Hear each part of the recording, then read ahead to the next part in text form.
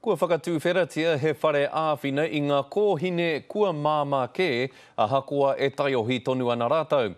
Ko te mahi nui a taua whare he ako I aua kōhine ki ngā ara tika hei takahi mā rātau, e whai hua ai rātau mō rātau anō me a rātau pēpi. So they can come together and share how they're doing with each other. A lot that will happen in here is too the educational component. Ka tika hoki ko te kihini te manawa o te whare kaupapa āwhina. Basic things around cleaning, cooking even. A lot of our girls don't know how to cook. So we're going to have an educational component that will bring some life skills and learning for them as well. I raro I te kaupapa whakamarumaru a te tari toko I te ora, tata ki te tekau mā whā miliona tāra te tahua I whakawātehia e te kāwanatanga, hei hanga whare manaaki pēnei I tēnei. This house is huge.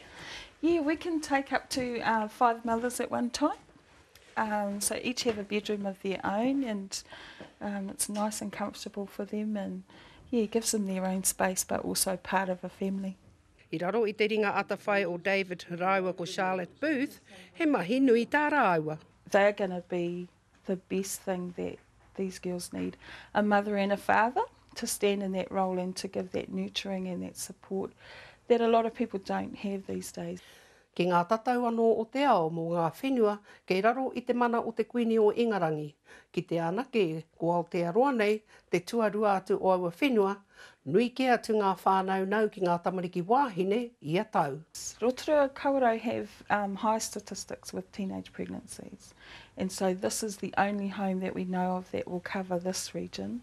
I believe there's 7 or 8 other homes throughout New Zealand. But yeah, we certainly want to provide our young girls with the support and early intervention. Tērā pēr mā tēnei kaupapa, e tipu tika I te hunga e taka ana ki ngā whāruarua. Ko Hinerangi Goodman, mō te karere.